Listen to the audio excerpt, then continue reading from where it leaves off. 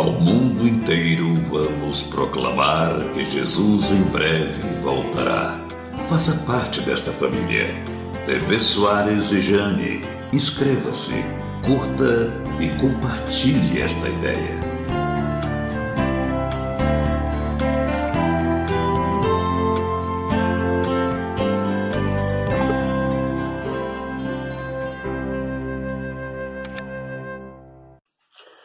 Olha, eu acho que você caiu aqui hoje só por conta do título do nosso vídeo em relação à Igreja Adventista do Sétimo Dia. A nível de esclarecimento, eu quero dizer para vocês o seguinte: a Pena Inspirada diz assim, que embora a nossa igreja pareça cair, ela não cairá. Não por esses meios operantes de pandemia, depressão, crise financeira, a igreja não vai cair por esses meios. Isto eu posso afirmar a vocês. Estou me referindo à igreja física, porque Deus ele tem um povo, ele tem uma igreja remanescente que esta não vai cair de maneira alguma. Até Jesus voltar, um povo vai permanecer firme aos cuidados do Mestre. Mas eu quero mostrar para vocês no vídeo de hoje alguns dados importantes em relação a dívidas que as nossas ditas igrejas protestantes têm para com o governo. E a nossa igreja, a Igreja Adventista do Sétimo Dia, o que deve? Lembrar vocês que hoje a soma de débito das nossas igrejas chega a 40% de tudo. As instituições que hoje mais devem à Receita, à União, são exatamente as instituições evangélicas, como vocês verão já já no gráfico que nós iremos mostrar aqui no nosso vídeo de hoje. Mas nós estamos no meio de uma pandemia.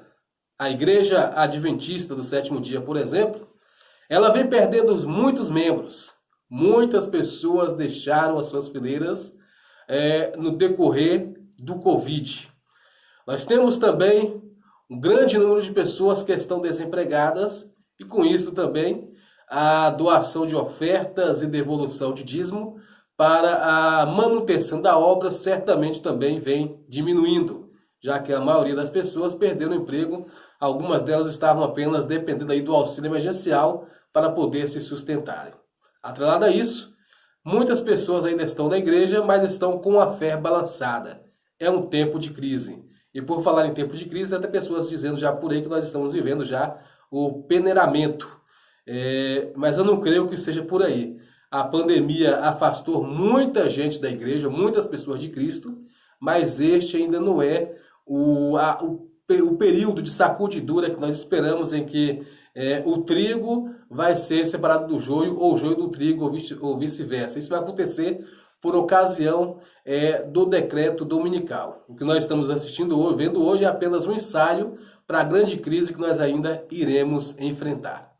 Veja no gráfico como é que está hoje o cenário de dívidas das nossas igrejas. Fique até o final aqui comigo, porque você vai entender mais ou menos o nosso vídeo de hoje. É importante que você entenda, então não saia daqui, fique conosco até o final desse vídeo. Vou mostrar para vocês agora um gráfico de quais são as 5 igrejas que mais devem ao governo em nosso Brasil. Veja só. A Igreja Internacional da Graça de Deus do R.R. Soares, ela deve 127 milhões ao governo. Já a Igreja do Apóstolo Valdomiro Santiago, Igreja Mundial do Poder de Deus, deve 83 milhões. A Sociedade Vicente Católica, ela deve um montante de 61 milhões. Convenções das Igrejas Evangélicas da Assembleia de Deus, neopentecostais, deve uma bagatela de 45 milhões.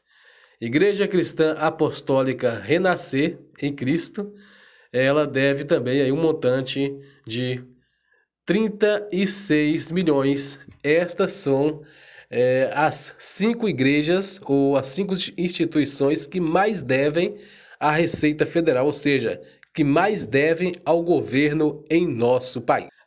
Eu quero soltar para vocês aqui agora um vídeo do pastor fundador do programa Está Escrito.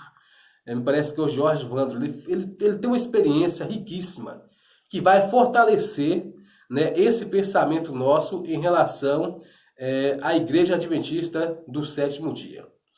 Veja esse vídeo com muita atenção. No ano de 1930, houve uma depressão mundial. Nos Estados Unidos, por exemplo, todos os bancos fecharam as portas. E a bolsa de valor caiu, uma depressão profunda. E naquele momento, a igreja poderia, quem sabe, ter tido um grande impacto financeiro. Mas Deus, na condução da obra, usou um ministro para que pudesse fazer uma coisa interessante. Veja esse vídeo e você vai pegar este exemplo que aconteceu na depressão de 1930 e você vai fazer um comparativo com o que nós estamos passando agora e você vai ver que nesse momento, por pandemia, a Igreja Adventista ela não vai cair, ela não vai quebrar financeiramente. Pelo menos aonde a obra está sendo conduzida de forma séria, né? De forma correta, da maneira que Deus quer. Pode acontecer 1 ou 2 casos de igreja fechada, ou isso e aquilo, que a gente sabe que nem todo o sistema ele é 100%, mas Deus está na condução desta igreja. E não vai ser esta pandemia que vai impedir o povo de Deus de propagar a primeira, a segunda e a terceira mensagem angélica, porque, como eu falei, Deus está no controle.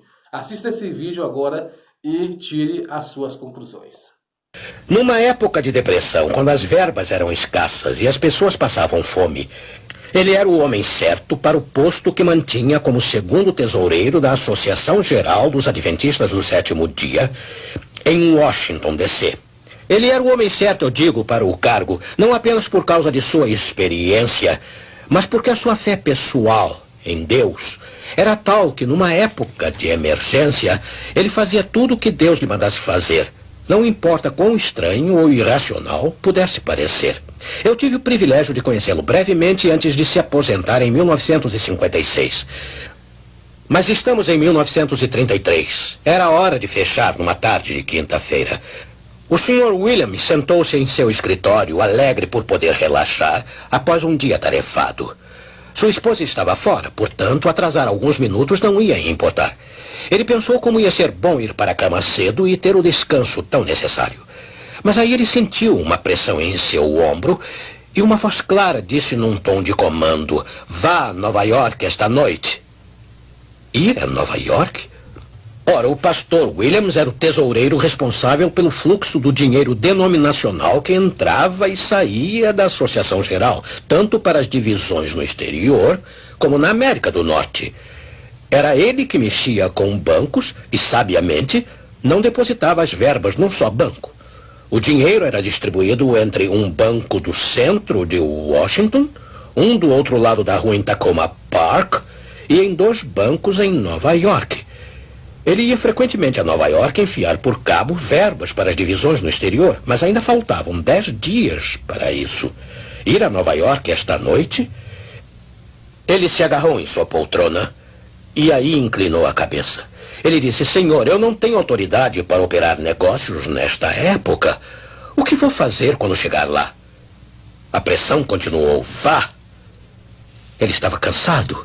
Ele detestava uma viagem tarde da noite de bonde até a ferroviária. Então foi até a antessala do seu escritório para ver se Chester Rogers, seu fiel secretário, tinha ido para casa. Ele não tinha. Este prontamente concordou em levá-lo até a ferroviária para o trem da meia-noite. Chester Rogers não fez qualquer pergunta, mas certamente ele tinha razões para ficar curioso sobre o que estava acontecendo, porque o pastor Williams estava fazendo uma viagem não programada até Nova York de noite, 10 dias antes e sem autorização. E havia algo mais estranho. Durante algum tempo, o pastor Williams vinha retirando dinheiro do banco em Tacoma Park, $1.000 de cada vez. Em cada ocasião, ele havia simplesmente pedido a Chester para colocar as 10 notas de $100 num envelope, datá-lo, marcar a quantia e colocá-lo no cofre do escritório. Por que isso tudo? O pastor Williams não poderia dizer a ele porque também não sabia a razão. Cedo na manhã seguinte, ele chegou a Nova York ainda sem saber por que estava lá. Mas aí a resposta veio claramente: vá aos 2 bancos e remeta o dinheiro da missão para cada divisão.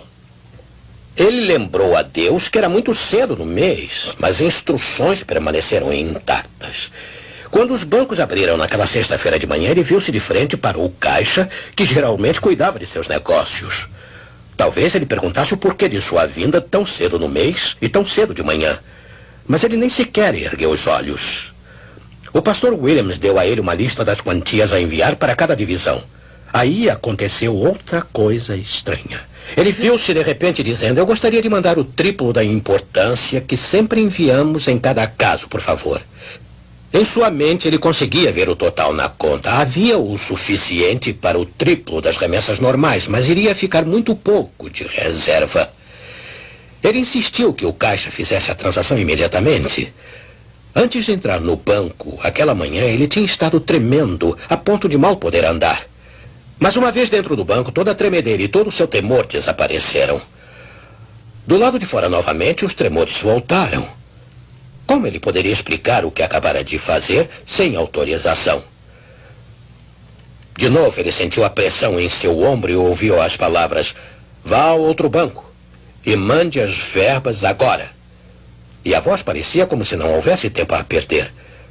No segundo banco, assim como no primeiro, ele recebeu uma acolhida cordial e a garantia de que a transação seria feita imediatamente. Ele sabia o que fazer em seguida. Telegrafou para cada divisão: conserve verbas. Segue carta. Tendo feito isso, ele de repente percebeu que estava completamente exausto. De volta em casa, ele dormiu tranquilamente, acordando tarde na manhã seguinte. O sol brilhava sobre a sua cama. Era 4 de março de 1933, o dia que o novo presidente ia ser empossado, Franklin D. Roosevelt. Ele ficou lá por um momento. Era tão bom relaxar. Aí, através da janela aberta, veio o grito rouco de um jornaleiro: extra! Extra! Bancos fechados! Extra! Bancos fechados em todo o país.